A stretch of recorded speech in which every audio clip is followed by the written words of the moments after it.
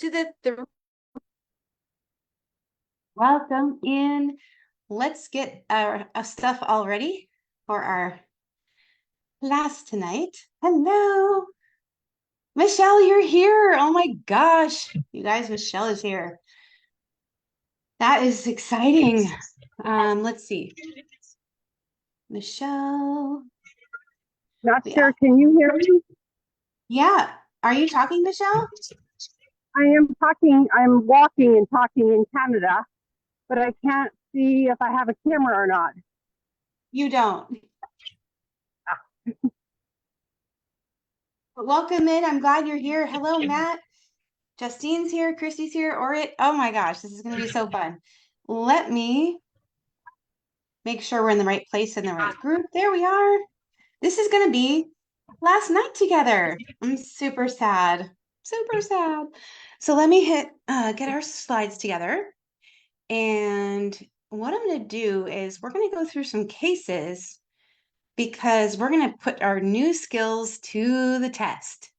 And we're going to do it in a fun way.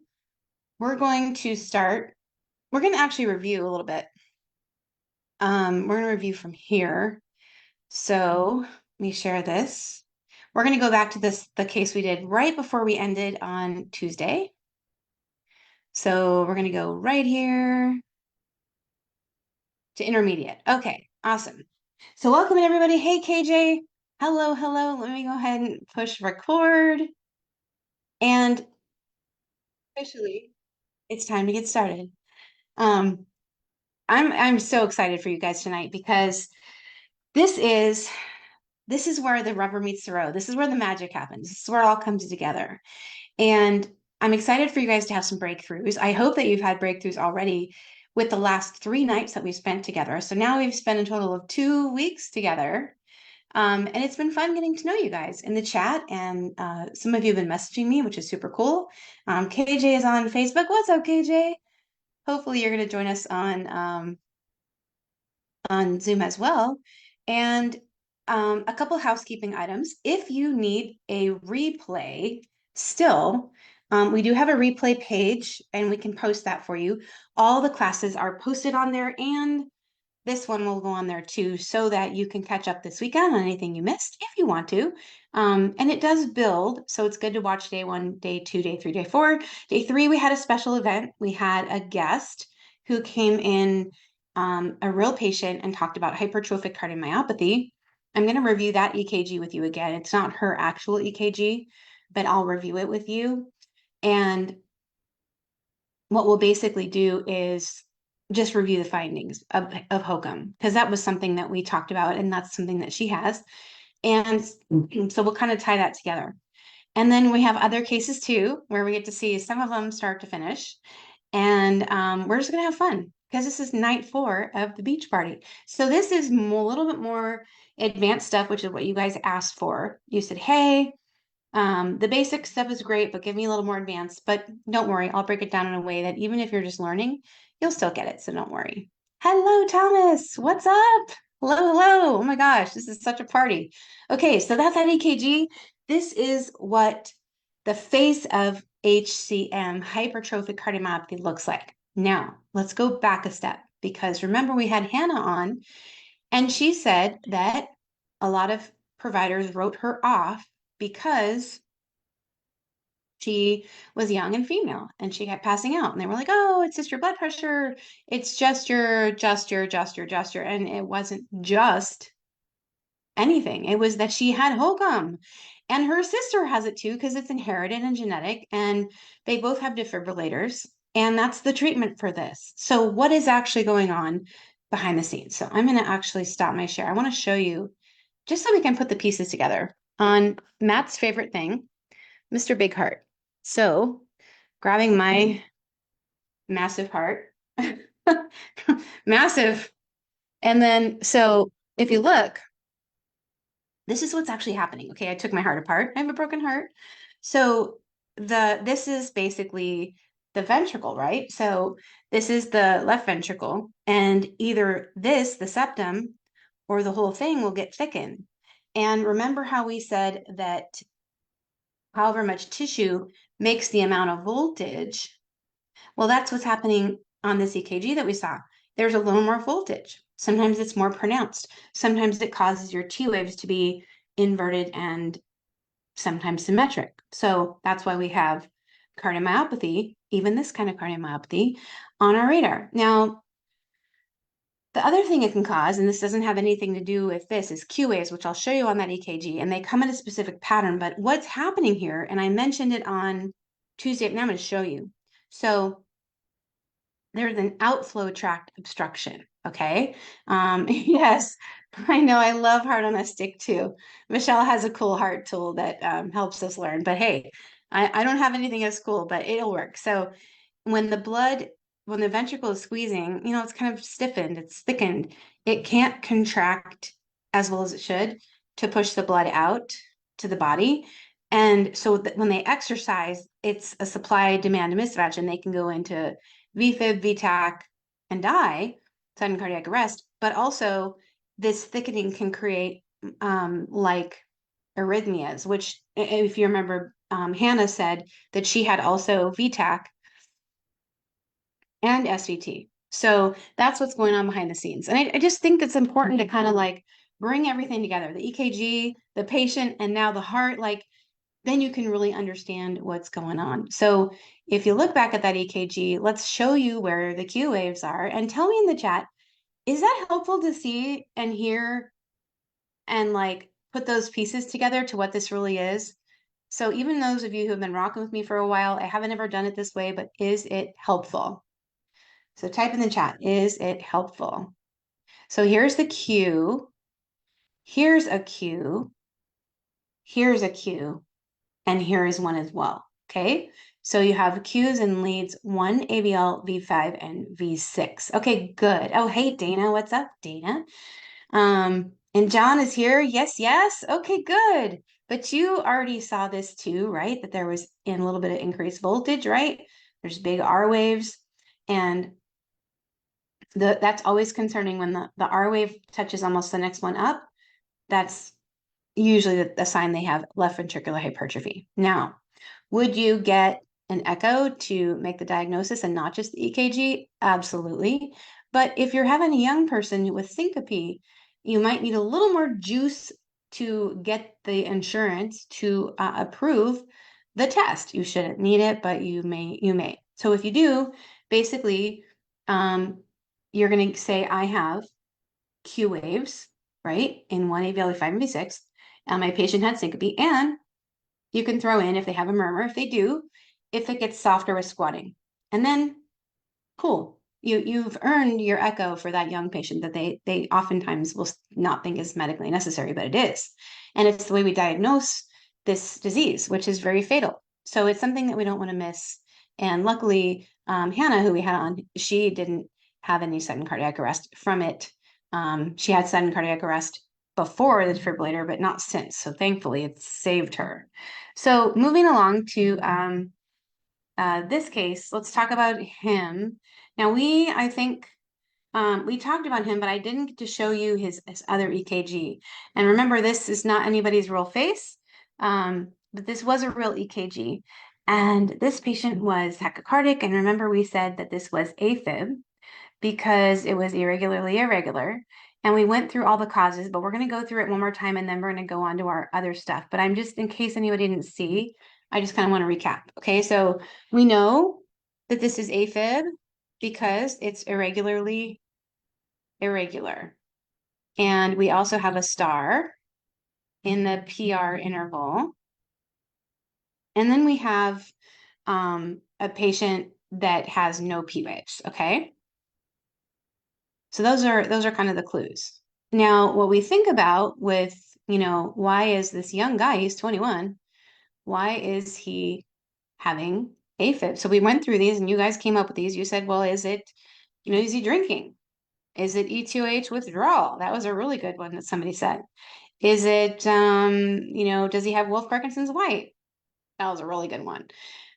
Because that does lead to AFib in young people. You could ask him, did he have like an ETOH binge, which would be like holiday heart? Does he have a history of this? History? Is he an extreme athlete? These are all questions we would ask. And then labs were really the key here. And the lab that was the winner chicken dinner was the TSH. Okay. So the TSH was huge. Now, Dana, it was thyroid storm. Exactly. But PE is on the differential too. So we'll throw that on. And honestly, ACS can also cause AFib, believe it or not. So these are all things to think about. There's more stuff, right? But I'm just trying to keep it brief. But we do have he did get, I think he got cardioverted. And I have that EKG for you to look at. I know, good job, Dana. Let me erase my stuff so it gets off our screen. And let's move on. So this was post cardioversion. Now, the first thing that I did was I went and I looked for a delta wave because a young person, right? I want to know, is there a delta wave? Now, first of all, I've got a normal PR, so it's unlikely. That's the thing, a word, a term. Oh, Marcia. With AFib, it can be variable. I see it a lot. If it's not in AFib, then I would worry more. But that's it. It's a very good point, Marcia. You have eagle eyes. Um, and you can see now it's when he's cardioverted, it's not really variable. But if it was, right, and I think you're talking about the voltage, the size, then you'd worry more about like a pericardial effusion or a tamponade.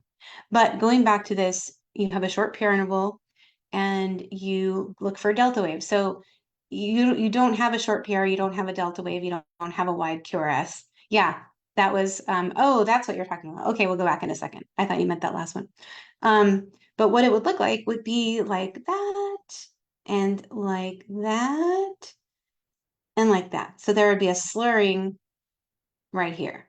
Okay. And you're not seeing that. So that would be Wolf Parkinson's White. So this was just a straight up thyroid storm. He actually did require some medicine also in addition to cardioversion to get his heart rate down to even 88, as you can imagine. So let's go back to that EKG that you were just asking about. So when you're asking about voltage, so if you're okay, I think I know what you're asking. You're asking if like in lead V2, why is it like bigger there than over in like AVL, for example? So it's actually in relationship to going back to this, and this will connect the dots for you.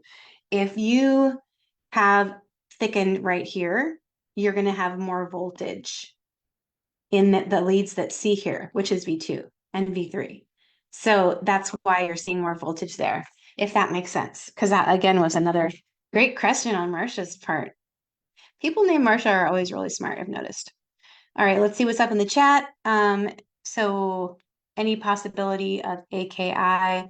There's always a possibility of that. Totally. Totally, you guys. Okay. The spikes are different height in V4.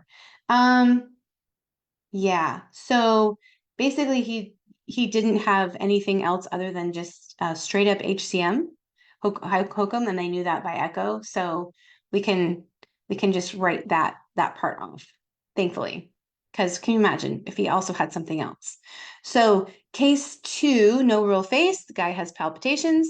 This is another one where we need to bring out our troubleshooting skills. And so he has palpitations, he looks great. Of course, that wasn't a real patient's face, but he doesn't have any pain. He's just, my heart's racing. I don't know why. So we have to do some of our critical thinking here and, kind of like decide, well, okay, first of all, he suddenly went into this. Okay, that's a clue. And it's staying consistent. There's no variation. Okay. So our possibilities for this are, let's talk about it. So we've got, could it be sinus pack? Could it be SVT? Could it be atrial flutter with 2-to-1 conduction?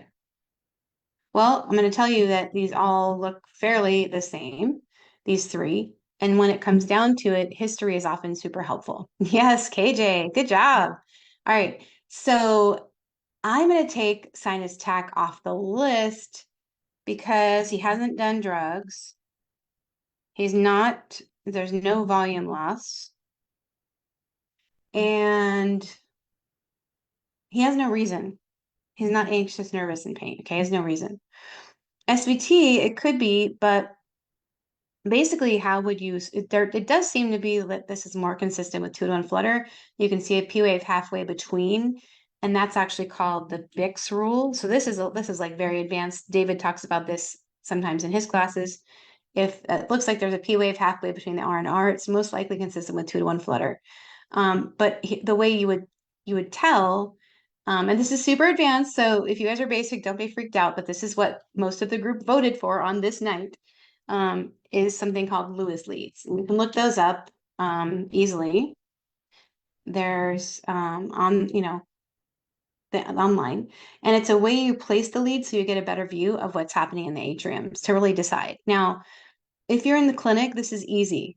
You're sending the patient to the emergency room. Yes, exactly. So at SVT, so it's funny because certain textbooks say 150, certain textbooks say 160. I learned 160, but what I've learned is you can't be a purist. Oh yeah, stimulants are a good thought, Marcia. Stimulants are a really good thought, but he didn't do any drugs, none. So really, this is more consistent with 2-to-1 atrial flutter. So yeah, you guys that are saying you don't think it's fast enough, technically, I have seen SVT. Like, remember that? Did we not show it to you in this group? Maybe, or I have another class that I'm teaching, but I showed them an EKG where I had a guy in SVT at 144, and it's proven SVT because he converted with adenosine. And he got ablated. He got an SVT ablation. And I saw all of this with my own eyes. So it is possible. So you can't rule SVT out with the rate. And AHA says greater than 150, but there's no like strict hard and fast. And here's the other thing, guys. So I've had like a week of a reality check, I got to tell you, because we're given all these guidelines and we're given all these things to look for and all these rules, right? But sometimes people don't follow the rules. I'll post an EKG in the group where it looked like if you go by the rules, this person should have needed a stent in their LAD and their circumflex, but they only needed a stent in their LAD. And it just literally blew my mind because I was like, wait, the rules are the rules are. So what I've learned too, okay, like think about this with chest pain. Yes, clinical intuition. Like so true. Okay. So with what was I talking about? Oh, I shouldn't look at the chat. I get so distracted because you guys are making me have so much fun. But oh yeah, so chest pain. Remember how they used to say to us, oh, you need to know if it's typical chest pain or atypical. Yeah, treat your patient, not your equipment. But now they've changed the thing they want us to say, and they want us to now commit. Is it cardiac or not? Well, here's the problem with that. Okay. It's great on paper, but I had a case with my own eyes. Again, I'm giving you my own experience. Okay. A 65-year-old female who came in to the clinic and she said, I've got sharp chest pain. It feels like I have air in my chest. I've had it for a year. I work in the fields. It doesn't happen when I'm working in the fields. Like, what part of that is cardiac? One or two risk factors, diabetes, maybe hypertension, minimal. Okay. So you could get away with not doing any testing because it's not cardiac. And the EKG was stone cold normal. Okay. This is just story time, but like literally it's true. And then unfortunately, we decided to do some testing, of course, because when you have risk factors and you're 65 and you have chest pain, I don't care if it's sharp. You're getting some sort of imaging from me. You just are. I'm not willing to roll the dice when you're 65. I've been burned too many times, right? So no. So anyway, she gets her treadmill. I think it was a treadmill. There's no, actually, she got an echo. It was stone cold normal. She got a Lexi scan, which is more specific than a treadmill. She passed that with flying colors, came back still had a little bit of pain. Wasn't even 10 out of 10 pain. I'd never been to the ER or anything, right? And we had to make a decision like, okay, how far should we go with this? Everything on paper, all the rules would have said, and the insurance certainly, right, would have said, you're done. You've solved the case. It's not cardiac. It didn't even sound cardiac. Okay. So they were not satisfied with an answer. I said, okay, well, we have another solution. There is a test you can get. It's called a calcium score. And you can pay out of pocket because your insurance won't cover it. No insurance that I know of covers it, although I'm sure there may be one or two, but the insurances don't cover it. It's 100, I think it's like 159 now. And yeah, you can get that if you want. That'll give you more data, right? If you're looking for more data points, if you don't believe these ones, we'll do that. She's like, yes, sign me up. So she got that test and it came back so high. And it came back with calcified plaque in all the arteries. So we took her to cath, angiogram, and she needed a bypass. So when you only follow the rules, you will miss people like that. And in my mind, my perfect world, we don't have any misses. And would it have been completely justified if she went and had a cardiac arrest? Would I have been safe legally? Absolutely. From everything I've told you, right? But here's the thing I know that sometimes with nuclear stress tests, especially if they have a bunch of arteries that are affected, you can have something called balanced ischemia, which means that if all the arteries are blocked, sometimes the EKG just looks normal, and then you're left with a normal Lexi and a normal EKG, even though there's nothing normal happening underneath, right? Multivessel disease is not normal. So the moral of the story is just that although you guys are all super right, just know that sometimes there's times where things don't follow the rules. That was a long answer to this was atrial flutter 2-1. But it's yes, we'll follow the guidelines. Yes, yes, yes. But I really, like Thomas said, I just can't even, and KJ, I have to highlight those comments, you guys, because it's there's a lot of things in medicine that we do that's like recipes, formulas, protocols, cookie cutter. We're doing all that all day long, science-based, evidence-based, and guideline. And I love all that. Don't get me wrong, but I also now I really do also listen to my intuition because the one thing that won't steer me wrong is that. And I just had a feeling to keep going with her. What, how can I explain that? I can't. But I know there's chills right now. Sometimes I get chills when I get intuition. You may have the hair stand up in the back of your neck, but if something's bugging you, you're probably not ready to close the door on that certain thing. So just kind of keep that in mind that as you get more experience, you'll start building that muscle of trusting your intuition. And the way I built mine is that Dana says she didn't have any family history of cardiac issues. Like, I still don't know why she had such severe disease. In fact, we did LP little a on her. We did some more advanced blood markers. I still can't explain why she had such severe disease. But anyway, how do you build your intuition muscle? Here's an easy way to do it. And this is what I would do when I was very new. I would have a patient, I would go into the room and I'd be like, okay, this is what I think it is. And I'd lock it in. Okay, I think it's going to be this. Then I would order my tests. They would get the test back and I'd be like, oh, okay, I was either right or I was wrong. How did I feel when I thought the answer that I had was right? Okay, cool. And that's how you build your muscle. You keep doing it, you keep looking. And it's the same thing with learning EKG. So this is another way to build your EKG muscle. If you have somebody who can like mentor you. So I had in my I was still in PA school and I I found a cardiologist who was willing to take me on and let me just shadow. Originally, it was shadow the echo tech because I loved echo. And eventually I was like, but he saw that I wasn't like a complete idiot or crazy or anything, right? And he's like, you can come back if you want. I was like, I want. So then he let me like follow him around. And then eventually it got to the point where he would stand next to me at the counter and he'd have an EKG and he'd be like, what do you see, kiddo? And I'd be like, ah, no pressure. But think about the value of having someone standing next to you. What do you see, kiddo?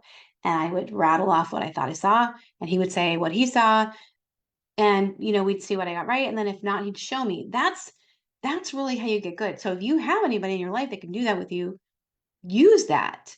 Unfortunately, I really feel like a lot of people are too busy. We had I eventually joined his practice, but he had a smaller office, so he had more time to dedicate to teaching me, and he liked to teach.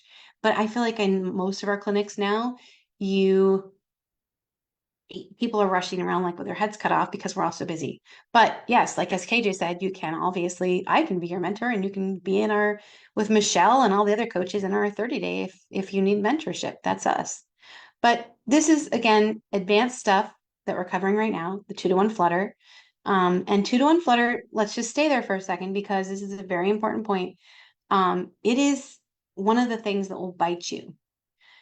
Because if you think about it, flutter, they are just as at risk for stroke as people with AFib. And if you do not treat them appropriately, if they have an elevated CHA2DS2-VASc 2 score that is 2 and up, right? Usually 2 and up, then, and you don't put them on anticoagulants, then that could be a very bad outcome. So they can have a stroke, and then that's your fault because you missed it, because you thought it was sinus tach or you thought it was SVT.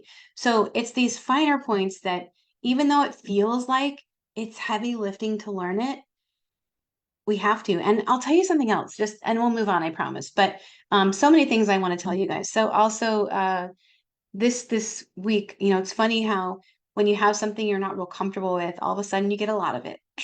Like I hate learning about actually I hate learning about pulmonary hypertension. I just don't like it.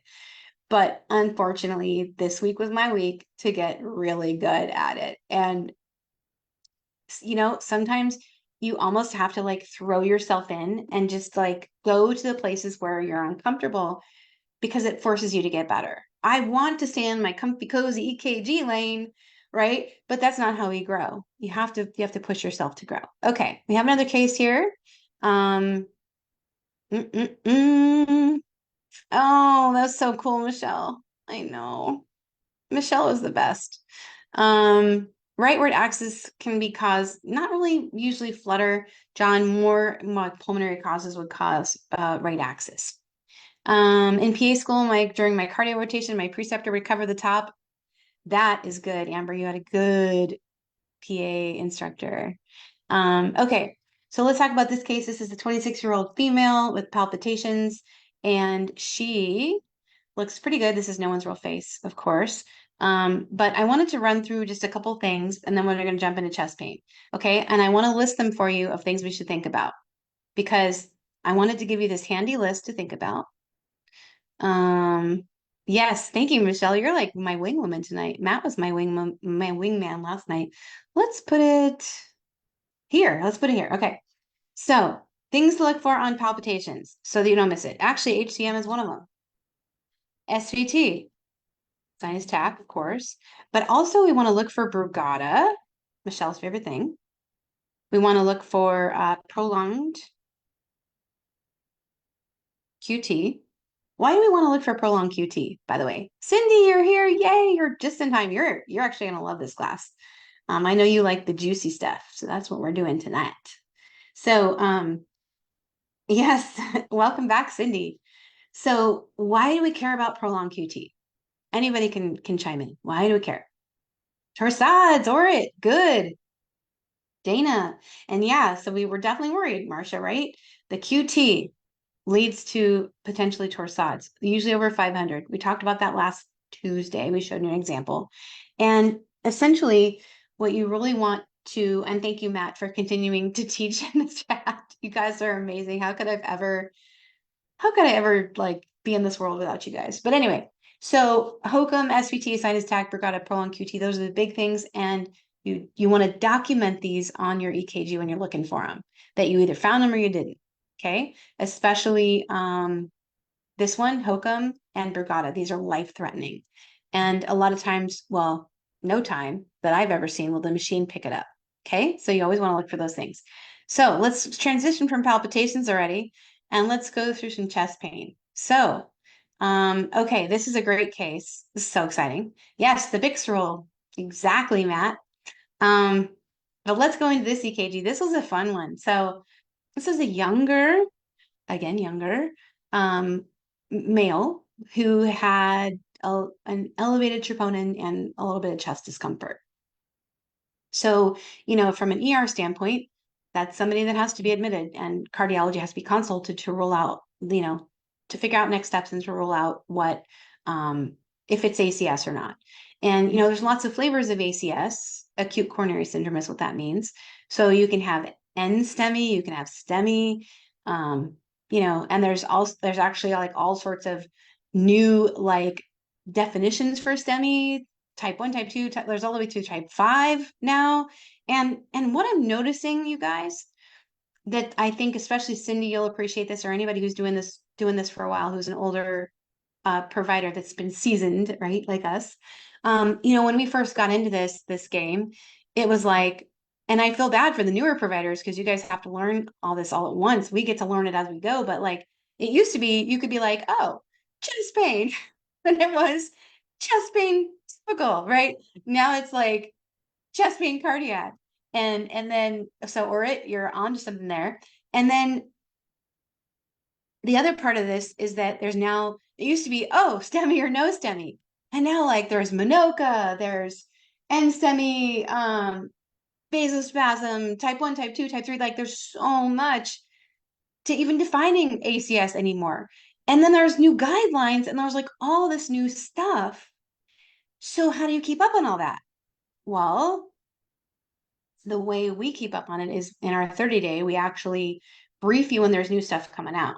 And the new stuff is, we keep it fresh. So like we have a lecture called What's Hot and What's Not in Cardiology. I'm actually building a few lectures this weekend on the new stuff, so that I can brief you on the new stuff. But we have a lecture already that we did on the new STEMI equivalents, because that's a thing that I feel like we needed to get to you ASAP. Because what they did is they released some things that were like, oh, hey, there's now these things that we want to go to the cath lab, but they didn't like put it out to the public.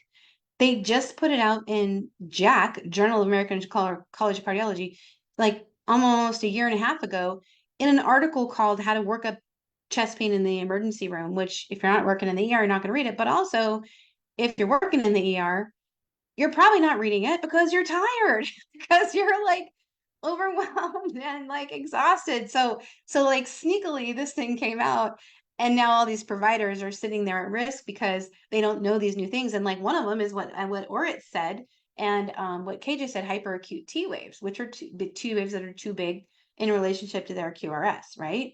So Marcia says, hey, I see potentially some depression. So let's talk about this.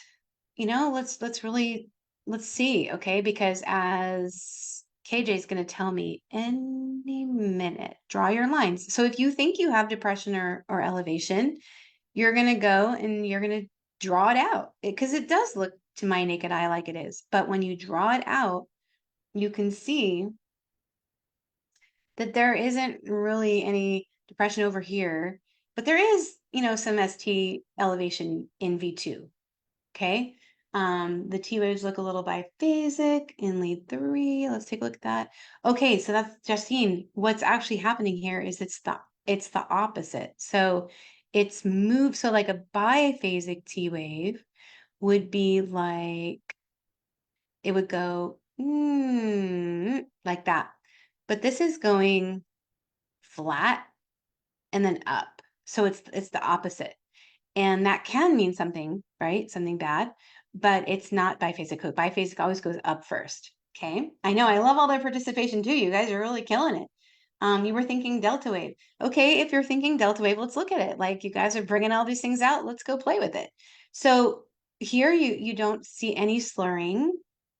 Maybe a little here, but it's not significant. Because there's no short PR interval. There's none here. That's actually being caused by some intraventricular conduction delay. which is not yet a bundle branch block. So there is going to be some weird abnormalities that you might see, but it's not the delta. There wasn't a delta wave, but lead one biphasic. So lead one is actually, it just goes straight up. It's not doing any sort of crazy dances because remember, biphasic, up and down. It's very pronounced. It's not just up. So let's go back.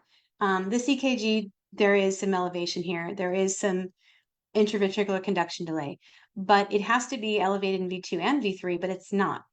It's just elevated in V2. Okay. So it doesn't meet criteria for STEMI. That's why the machine didn't call it STEMI. And then later, about, I don't know, 4 hours later, the nurse says, hey, this patient's having chest pain. They just did some exertion in their room and now they have chest pain. So, oh, okay, well, let's get another EKG. Well, this is what's called dynamic EKG changes. Okay. And you know that anytime there's dynamic EKG changes, that it's bad. And you also notice this blew my mind. Okay. These T waves are starting to get a little bigger. So you guys that said hyperacute is yeah. So basically these are getting a little more peaked, a little more hyperacute. You know, you would think about hyperkalemia. You and yes, or it, let's go there. Or it said, hey, I see inverted symmetric in V6. I saw that too. And and for those of you who were seeing biphasic earlier, do you see any biphasics on any other leads? I know, good eye, or it. Good eye. Do you see any other biphasics? And remember the rules we talked about last time where we said, hey, the T waves all need to be upright except for AVR and V1. This is actually upright in V1. V5 or it. Good. Yes. Good job, KJ. So let's show everybody else who maybe didn't see it that it goes up and down here, up and down. That's what biphasic looks like. And biphasic usually means ischemia. Okay. So we've got two things that are pointing us to ischemia. We've got a guy that had chest pain with exertion, but he's young. But there is changes, so we are obligated to take him to the cath lab. Okay, so he surprisingly, if you know that this area is fed by the circumflex, he actually didn't have enough disease in the circumflex to get stented, but he did have some disease, but it didn't need a stent. I know, right? Good job, Cindy. Um, I could have missed this. I see it now. Yeah, no, but that's the thing is like these are subtle things. That's why you guys asked me do advanced. Let's go there. I'll go there all day long if you guys want me to, right? But it's group effort, exactly. You guys are all participating, which we love. So usually this would mean ischemia, but he didn't need a stent, but he did need a stent in his LAD, and that is gonna that the rising T waves were not from potassium. It's usually from ischemia. They're getting more peaked and more white. And so literally, guys, like it's the devil's in the details with these small things, which is why we need to focus on, in my opinion, to get good at EKGs. Step one, learn the basics. Step two is get comfortable with what normal looks like. And then step three, in my opinion, to get yourself like super super safe is, and it's funny because Cindy, you'll appreciate this. You're the only one that'll know what I'm talking about. So I'm a medic, okay? And here I am, very new.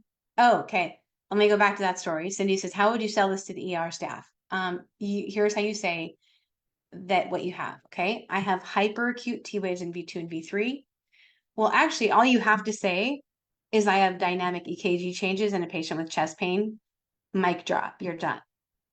But if anybody gives you static, then you say, what are your what are your changes? Oh, I have hyperacute T waves and I have biphasic T waves in V5 and inverted T waves in V6 that are symmetric. And then you should be done.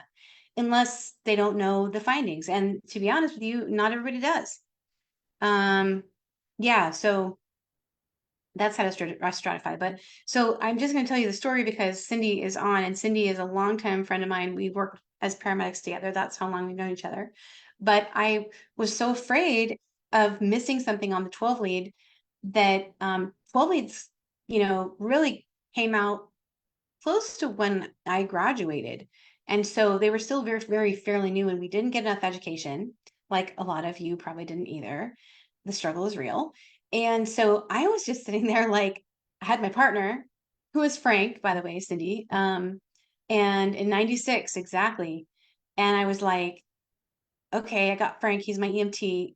He doesn't know EKGs. It's just me. And that like realization of, oh my gosh, if I don't pick it up, someone could die. I went into this like tailspin panic mode, and I was like, okay, how am I going to tackle this? So I went into this cabana. We had little cabanas in Prunedale, if you remember. And I was like, I'm going to write a list of all the things that could kill somebody on an EKG that I need to know. And I wrote them down. They were things like, widespread depression with elevation in ABR. It was de-winters. It was Wellens warning. All the things the machine wouldn't pick up on the read that I needed to know. And I just like hashtag obsessed about that. And then I said, okay, here's my list. Tomorrow, I'm going to see what all those things look like on the EKG. And then I'm going to like take little mental snapshots of them. So I memorize them so I never miss them, because I don't want to lose my license. I fought really hard to get my paramedic license. Like it was honestly like, I fought so hard. I wanted to be a medic my whole life. It was honestly my best job. I loved being a medic so much. So I was like, I'm going to learn this. Like, and that's what it takes. You have to commit, right? You have to come in and be like, listen, I got to know this to keep my license. And then you figure out how to do it. It's like you tackle any other problem. So anyway, that's what I recommend. Learn the fundamentals, learn what normal is, and then go learn the high risk things. And that's why I put together my workshop the way I do, that you'll have access to if you go to the 30-day. And my workshop starts out with basics, normal. I have you color code in EKG so you know what the leads we're looking at. You know what contiguous and reciprocal are. We write down the intervals, and then we go into, I explain the 5 things, right, that are non-specific, that are dangerous. Then I show you them. And then like hour 3, we basically go through real EKGs with these things. So you see it, and then you practice it right away, right in front of you, have you write on those, because that's the way to get solid. You have to, not, you don't have to, but when you write things down, it cements them in like 25% better. So anyway, let me move on from story time, but I'm just sharing this all with you because I had like this massive just epiphany today that, I know a lot of my fellow providers out there. I know that you're struggling, and I know what it's like to struggle because I'm in a new job right now and I'm struggling to learn things too. And I feel like so much more connected to you guys than ever, because it's hard to feel like you're a drowning rat sometimes. That's kind of what I feel like, a drowning rat. And just because there's a lot to learn. But I too had to go back to the drawing board. I wish you guys could see my whole wall. I wish you guys, I can't turn the computer, but my whole wall, I took butcher paper, and my whole wall is full of like writing. I'll post a picture of it just in the group, you guys can see it. But like, it's how I'm learning things, because I need to like learn a lot of things really fast. That's my way. But maybe you're a listen type of person, or you're a see type of person, visual learner. But whatever you have to do, whatever that is for you, even if it's a book, like learn these things, because you will get burned if you don't know them. And it may not be today, but it will happen eventually. And you're not going to have a leg to stand on in court, because the lawyers are going to see the article in Jack, and they're going to be like, well, it's right here in black and white, the standards, the guidelines, the consensus document, and they're going to put it up in like massive letters, and you're going to be like, oh, yeah, but I didn't see that article. And like, there's just no, it's not an excuse anymore, right? So it's almost like, if people say to me, why, Jen, do you take any time out of your classes that you teach brugadas and HCM? Why do you do that, Jen? Those are zebras. Those are things people are never going to see. Well, A, That's not right. I've seen at least 4 Brugadas, one of them post cardiac arrest, who's living now. Thank God he's alive. He's one of my favorite patients ever. And I've seen some HCM patients. And now that there's a new drug for HCM that's out there, you're going to start seeing probably more HCM, right? It's the way it goes. Kind of like amyloidosis is we are now seeing a bunch of that because we can test for it. But anyway, I digress. So there's just honestly what I'm saying, there's no way around getting good at this. How you're going to do it is up to you, but I encourage you to do it, right? And Matt, so this is really cool. Matt's learning like drinking from a fire hose. I know. I totally get it. And I know that I'm that fire hose sometimes for you guys, but at least you could take little sips. Okay, you could take little sips. Let's do this case because this highlights just another fun thing. We'll go through this fairly quickly, but this is nobody's real face. This is a 51-year-old female, and she gets short of breath when walking down some houses. She works 5 days a week as a school teacher, so she's moving. She's chasing after kids. She's not sitting around, right? So if she's walking down and feeling short of breath, 2 houses, that's significant. Her dad died young at age 55. Her uncle had CAD, and guys always ask that question: when did somebody die? What did they die of? And was there any sudden family history of cardiac arrest? So like today I had a patient and I was like, so I asked that question. It's like, oh, my dad died at 31. I was like, of what? A heart attack. And he was there for abnormal EKG. I'm like, threat level 98 in my book, right? I am hashtag worried because we are carbon copies of our parents a lot of times, right? With genetics. And so that's somebody that's like, you need a workup. You're not going home. Like that alone buys you a workup if your dad died at 31. And also some uncles that died. So big deal. Now, what about her? Let's talk more about her. So, the first thing she says is she says, I want disability. I just don't think I can be a school teacher anymore, which for honestly, I just want to talk about this for a second because I know that we have triggers as providers, right? Like somebody who says, I want pain medicine, or somebody who says, I need disability, like we automatically flag and have these reactions to those patients. But I'm going to encourage you to not, okay? Because take it and file it away, okay?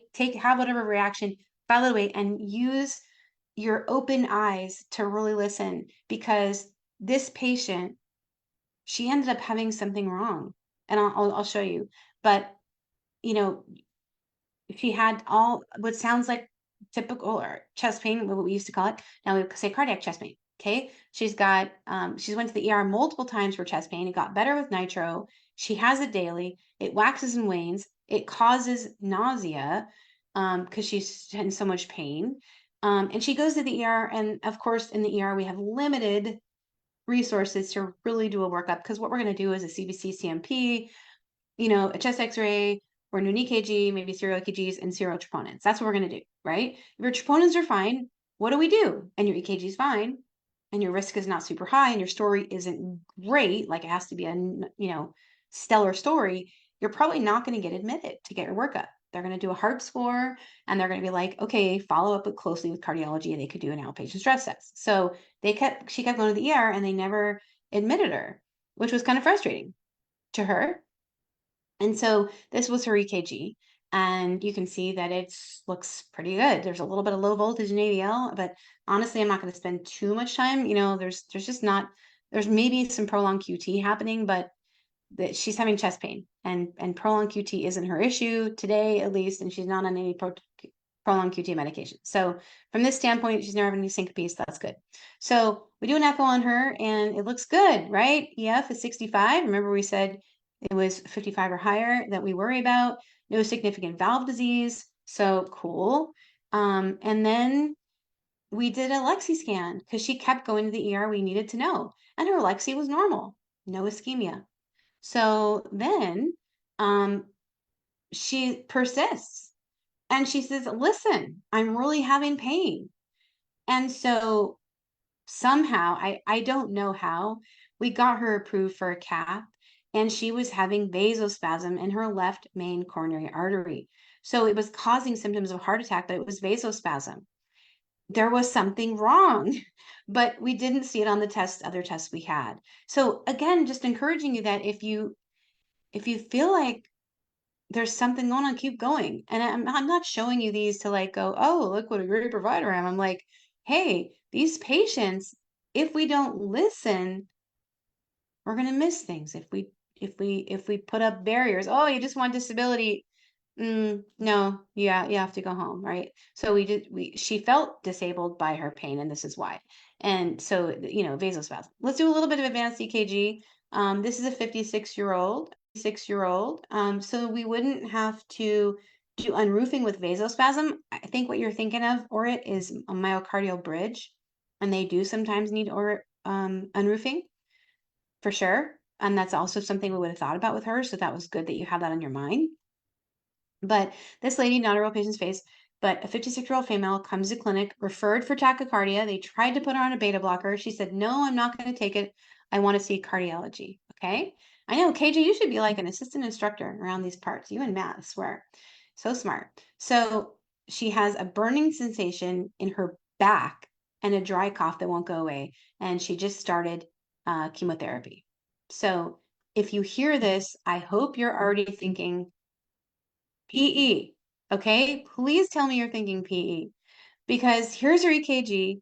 And of course, right, whenever you have unexplained tachycardia, but also she's got a dry cough, but also cancer, chemotherapy, right? Cancer can be hypercoagulable.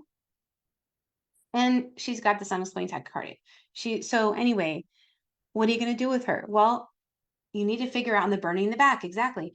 You need to figure out if she has a PE. This is not someone we were going to do a D-dimer on. Okay. No D-dimer here. This is a get a CAT scan type of situation. And she ended up having lots of PE. You can see here, she had pulmonary embolism. It was there was no evidence of right heart strain, which is why you didn't see S1Q3, T3. But basically, she was sick and she had a PE. So that was what was causing it. And unexplained tachycardia is always something to worry about, just the moral of the story. And look at the risk factors. So those two things combined.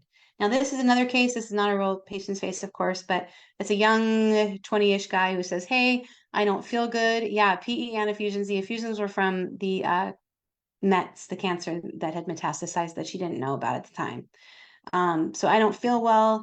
And he's a 20-year-old. His mom brought him, and he said, um, you know, she says, she does the talking for him. Oh, he's had vomiting and he's felt tired for 4 days. His heart rate's really fast. And I noticed his chest was just beating really hard. And you thought it was George Michael, I know. And then he had mild shortness of breath and dizziness, and vitals were not good. His heart rate's 165. So, do you think it's just from being dehydrated? It could be. Let the mom talk. Yeah, TSH, love where you're going with that. SVT, love where you're going with that. And let's look at his EKG.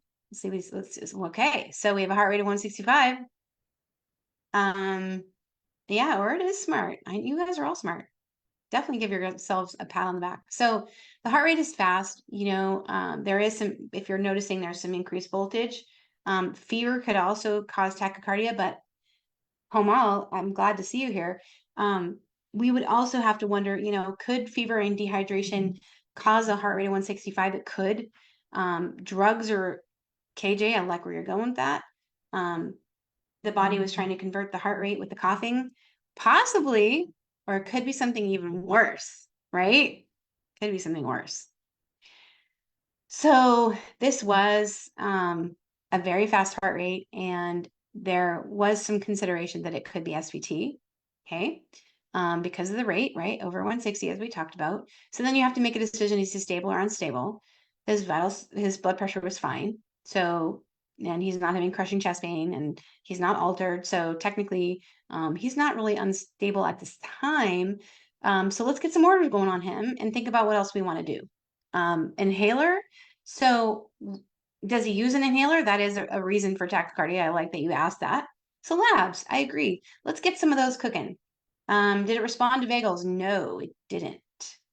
Yeah, CBC, CMP, we would get a TSH, as I think somebody already popped in.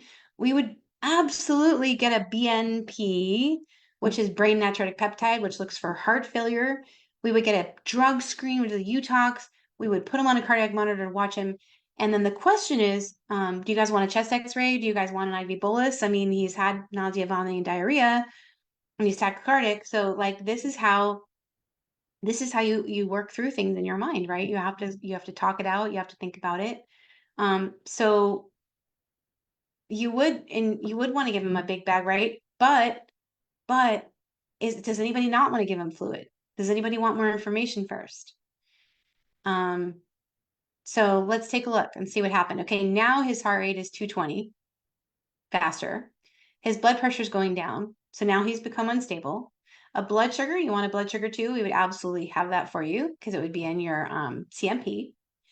And his troponin was not elevated, so that was good. Um, and then his thyroid is not the cause.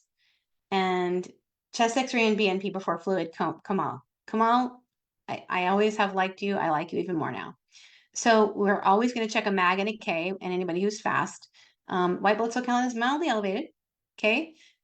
So the chest X-ray shows no effusion, no overload, but heart border is slightly elevated. So that's a key that potentially there might be something else going on, something deeper. So here's the case progression. Yeah, HCM is definitely on the menu, right? Well, if Parkinson's white is definitely on the menu, you guys are all right. They gave him adenosine though, because he was stable at the time. Nothing. They gave him beta blockers to slow him down. Nothing.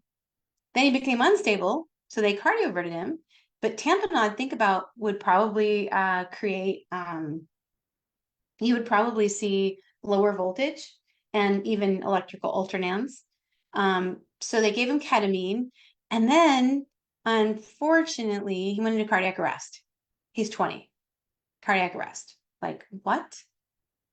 Um, was it the ketamine? Like what happened? So they give him epi, bicarb, levofed, aka leave him dead. And PS, by the way, um, when I was a paramedic, I swear that was like our song, right? Like levofed, leave him dead.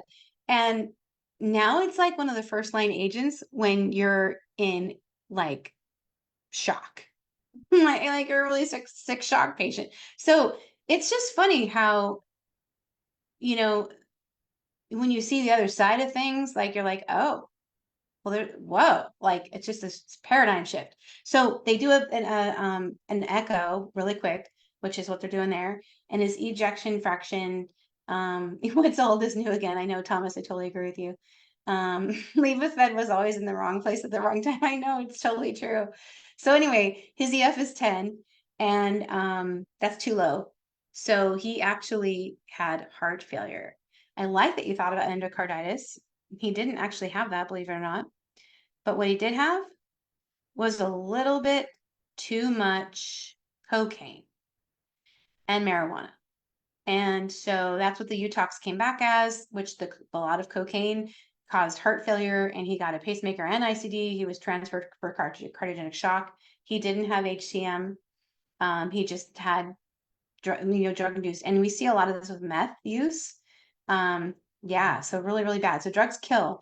So always think about before you give fluid, like, could there also be heart failure? You wouldn't think about that in a 20-year-old. But when drugs enter the picture, and they may not always admit, right? But when drugs enter the picture, you could be dealing with, or even like, someone with a myocarditis, those younger males are getting myocarditis post-COVID. That could be a possibility. And so we really got to think about it. So KJ just said I had a 40-year-old with life vest due to cocaine-induced MI. Yeah, it's really true. We got to think about it. Okay. Maybe I think I have one more case for you guys. This is a guy who says I'm weak, and literally, I think when I ask, like, I take a survey, what do you hate more? I'll say, do you hate weak or dizzy more? And they're like, oh, I hate dizzy, or no, I hate weak more than dizzy. I'm like, Don't give me dizzy. I'll take weak every day because weak is easy. You're like, here's the differentials, right? Um, there's lots of them. It could be drugs, it could be, over medication, it could be ACS. Yeah, dizzy does suck. I hate dizzy. But you work it, you have ways and tools. But anyway, so this guy, we're gonna get an EKG. Oh, here it is. Already. They already put it in your hand. So here's what the set machine says. Marked ST abnormality. Okay. Marked ST abnormality. And so what do we do with that? Does anybody want to take a stab? Oh yeah, no beta blockers for cocaine. Yeah, I can look up why, but yeah, it's definitely not indicated. Um, I can talk about that later with you, Kamal. But going back to this EKG here, what are you going to do? Unopposed alpha. That's right. That's what it is. Thank you, Samantha. Where have you been? Where have you been? Okay. And high voltage, yes. Yes. V2, V3, and V4, or it. Okay, okay. What are you seeing? KJ told me to draw my line, so I better get on that. I've been slacking, KJ, huh? I've been slacking. So let's do that. Go V2, V3, V4. Or it doesn't like V1. Okay, totally agree. I'll do that. I'll draw the line there. So STD, ST depression, right? Hard to see any elevation. Yeah, I agree. I agree with all of you guys. So what do we do? What do we think? What do we do? If this is in your clinic, if you guys work in clinic, what are you gonna do? You gotta think about it. This is a real EKG. Exactly. Kamal said it. Okay, so the LAD feeds the front of the heart, and the LAD will have elevation, right? LAD will have elevation. Pericarditis, what you'll see is widespread elevation. We don't have any elevation. So Matt says, let's do some posterior leads. Okay, when you do that, V7, V8, and V9, you notice that there's some ST elevation. And it's just backwards in your mind. You see ST elevation, you can confirm that you have a what? What are we going to diagnose this patient with? Posterior MI. Good. So notice here, it doesn't say posterior MI. And so that you have to understand that the whole concept of reciprocal and contiguous. And that's a whole talk that Michelle does, that I do, to deep dive on that. But again, this is just like a real EKG that came in. Now, V4R would be if you thought you had right-sided involvement. Like if you had a lot of elevation, let's say in lead 3 versus lead 2, you could do a V4R. But with this one, you want to do the V7, V8, and V9. And it is a posterior. They didn't do that on this EKG. They just like literally took it to the cath lab and sent it in. And Michelle says the front of the heart is so depressed. Exactly. This one is one, I think this is our last case, and then we'll wrap up for the night.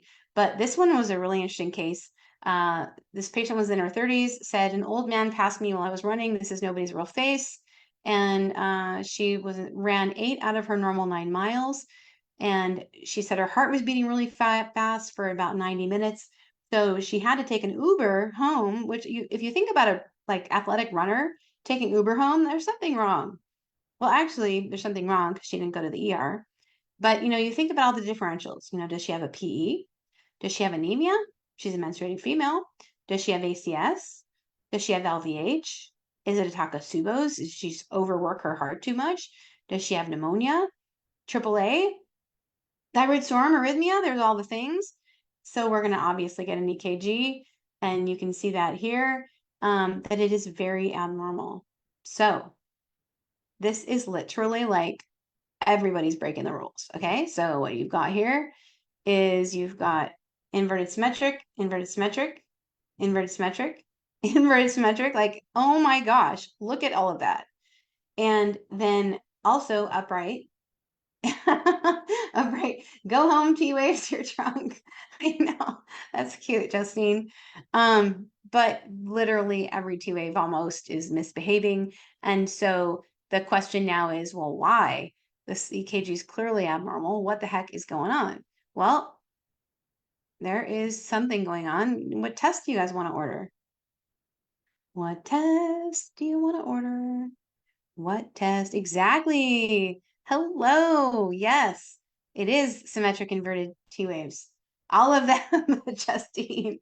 Justine's our resident comedian tonight. I needed that. Thank you. Yeah, let's nuclear stress test, not a bad idea. Especially since she can't run anymore. But what else? An echo. Good. Okay. I like it. Let's do it. Let's do it for sure. So I think I'm still pointing out T waves. This is actually an EKG was what this patient had. This is the like official EKG. Um, but this one is a little bit different. But I'm going to show you what she had in a second. But if you see the inverted, or sorry, the Q waves there, right? You normally think of HCM. That's what HCM looks like. But her ER workup, she went to the ER because after she Ubered home, she went to the ER. I think she Ubered there. I'm not sure. But she's like, this is not stopping. My heart rate's still 190. So they did all these tests on her. All of them were negative, including a D-dimer, so that PE is probably ruled out. Although, would you be wrong to do a CTA and look for it? No. And they did a stress test on her, and she had no chest pain or ischemia, but she'd have a lot of PVCs, so it's probably unlikely that it is actually coronary artery disease causing it. Um, they did a um, they did a stress test, calcium score, they were normal, so we had a slam dunk, there's no coronary artery disease. But she wore a Holter and she had some VT that was caught, and her blood pressure was too low for a beta blocker, so they ended up doing a VT ablation. But why did she have that in the first place? She had it because her echo showed that she had something called Yamaguchi's. Now, this is not something we're gonna ever talk about again. It's a really rare form of hypertrophic cardiomyopathy. But just know that if you see something weird like that, echo is echo and stress test are the two tests. You guys got those absolutely right. And what is this? It's a HCM, and she needed a defibrillator basically to prevent sudden cardiac arrest. So it's a weird one. It's a zebra, but it's fun to talk about zebras. I think that let me actually stop or yeah, let's go to this EKG. Oh, no. I'm going to show you about the 30-day in a second, but I want to show you the EKG. So go back. Oh, there it is. Okay. The EKG, I want to show you what you guys are talking about. This is right here. Let's see. Let's pull up a heart. So this is the epitome of two things you really need to know. One, inverted symmetrics. This one has great ones for you. And this also has a biphasic T. So those of you who are like, hey, I'm really not understanding the biphasic, here it is. It goes up and down. Okay. And that usually is indicative of HCM. Or sorry, of something else, ischemia. But these T waves could mean HCM, they could mean ischemia, they could mean PE, but they're not normal and we need to worry about them. Okay. And also, this patient was going in and out of atrial fib and flutter. And so they also had, they threw a clot to their retinal artery. And that was causing some vision loss, unfortunately. So the patient's rate controlled. So beta blocker, we didn't need any beta blocker on her because she's rate controlled. We only really use it if it's going fast. Beta blocker, we also couldn't use in if you're talking about the last case, the Yamaguchi, because her blood pressure wouldn't support it. Sometimes we're limited by the blood pressure, unfortunately. So yeah, these are findings that we really need to get comfortable at looking at, and it just takes practice.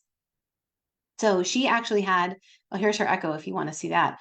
Her echo, she had an EF of 32, and she had a weird thing too. She had Takotsubo's cardiomyopathy, which is broken heart syndrome.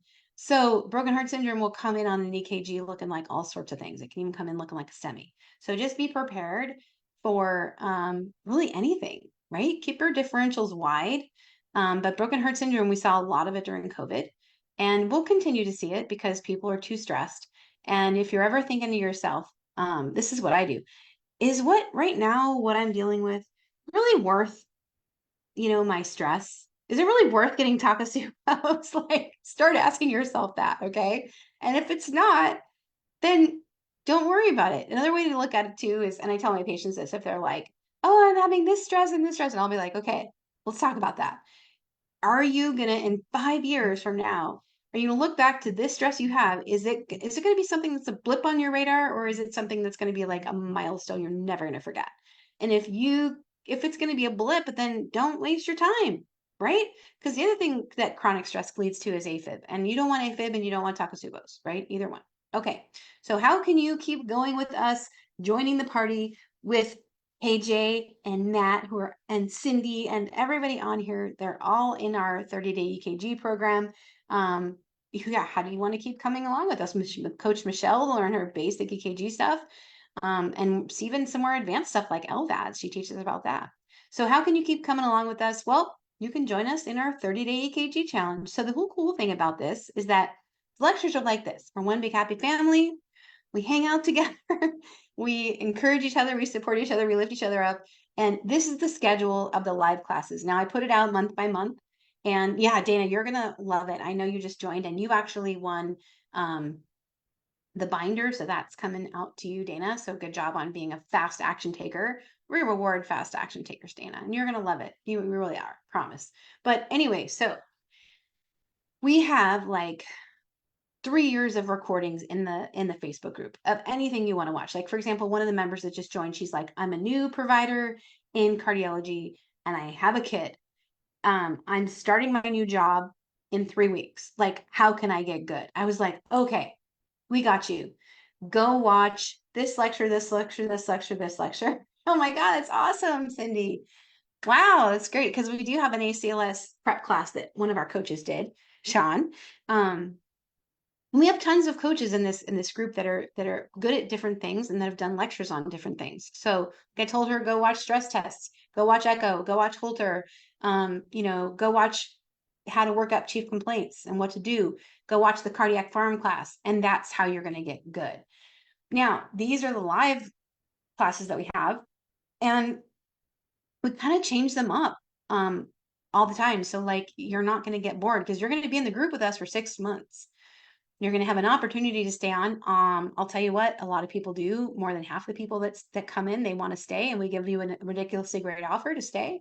And because you realize that this group is addicting. It's addicting because you have a safe place to go, safe place to ask questions, and we all lift each other up. And so it's also like a really positive environment. And all the old videos are there to watch. Exactly. Yeah, Amber, yes. Yes. Amber, we're so glad. So anyway, the 11th we start. We've got the welcome call. I show you around the group. We see all the things. And then Sean the next day is going to do arrhythmias with you. And his classes are so good. So that'll be really fun. And everything's recorded. And then David on the 13th is going to do study hall where well, actually, I've sent him a lot of EKGs, but you guys can send him EKGs too, and he'll cover them. So like you could have an EKG, take all the names and stuff off of it, send it to him, and he'll break down the EKG. Yes, Kamal, I totally agree. I'm glad you're loving him. And then we have a bonus class that we've never had, but from this instructor before, but Shania, who is a critical care RN, is going to come in and do a hemodynamics class, which is like so smoking. And then eventually, when Michelle returns from her world traveling, she's going to do some more hemodynamics for us. That's going to be fun. And then, so then 18th, well, I'm sending you in your, kit. I'm sending you your workbook. We'll go over that with our crayons and the EKG. We're going to do all that on the 18th. And then the 19th, we're going to do some basic 12-lead practice and arrhythmia practice. And then I'm going to go over some inpatient cardiology cases for you on the 20th. And then I'm going to do an AFib update on the 25th, which is like an AFib masterclass. We're not just talking about guidelines. Okay. So it's going to be so good. And then on the 26th, we're going to do a putting it all together lecture, all the EKG stuff, because you notice on Wednesdays, we meet and do basic stuff on Wednesdays. And then we have David study hall every other week. So like if you didn't get your EKG in time, just submit it for next time and he'll go over it. And then July, I'm already putting that schedule together. So if you join and there's something that you want to learn about, we can make a class for you. I've done that before. We had a student who joined and she's like, I desperately need help with soap note. And I was like, okay, cool. I will put together a soap note class for you. And we did a soap note class. So it's kind of like this like moldable class that like whatever you need, we probably got you. Okay. So anyway, this is me and Michelle looking at that big EKG. And these are all the things that we do. There's a hands-on workshop that's already recorded waiting for you in the group. If you want to go like join now and go into the group, there's the workshop that we do where you can learn the high risk things we were talking about. You can go learn them like tonight if you want to. But there's all sorts of other stuff. I can't even list all the things, but this is just some of the cases that are waiting in there, including, CHF guidelines and how to use the drugs, because I know a lot of people really struggle with that. And, you also get access to two Facebook groups. One is very basic. One is where we do all our 30-day stuff, the classes that you saw. And we send you the workbook, the kit, the badge. You can use this at work.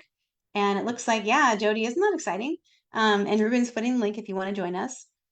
And you get 14 hours of CE. So that's a pretty good deal, right?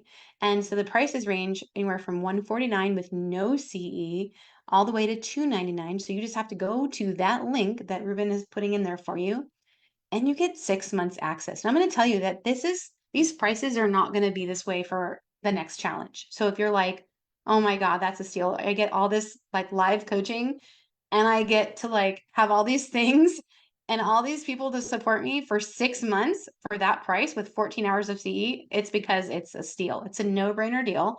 Like you really want to get in and get in our system because we basically embrace you, and like people have questions they post in between classes even and we answer them. So you always kind of have someone looking after you whatever you post. We just like want our members to succeed. We want you to not get sued.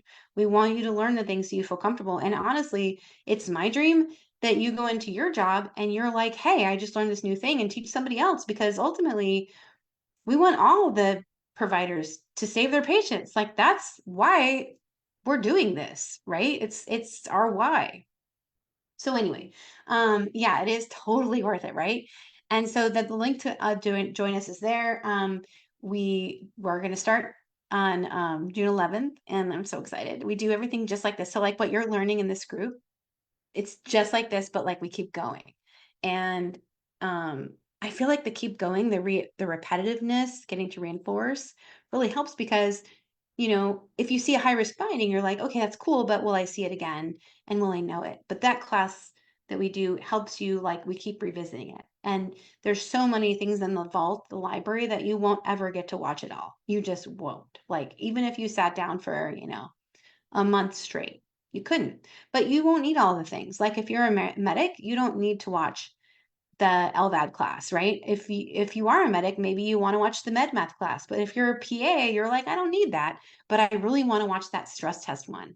And if you're like, ooh, I work in primary, I want to watch that lipid one because I'm not really good at breaking down the lipid numbers. I don't really know these advanced drugs, these Leqvio and Repatha. I want to learn about that. Like we have all the things. We have sleep apnea. We have all the things. So anyway, we hope to see you inside.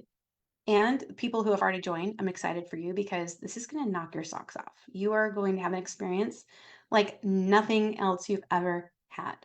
And I mean that in a way that, like, where else can you go that you have real people to coach you that you can ask questions to and have recorded info, right? That have the like knowledge base that we do, because it's not just what I know, it's what all the coaches that work for us know, and they know a lot and they're really smart. So we're really excited. So anyway, come in and join us. We'll see you soon. Yeah, we covered DAPT too, Marcia. We absolutely do cover DAPT because DAPT is changing too. And so that's one of the things I'm building is an ACS masterclass. I'm working on that this weekend. So anyway, we'll see you guys inside the 30-day. The replays are going to be on the replay page. We'll post that for you. But the prices are going up on the 30 days. So if you're having any reservations, like if you're like, oh, I think I'll wait, like definitely grab it at this price. You don't want to miss out. Guaranteed. Thank you for being here. We so have appreciated you interacting. We, all of us on here loved this. I know that because like we all talk afterwards. We're like, oh, that was so fun.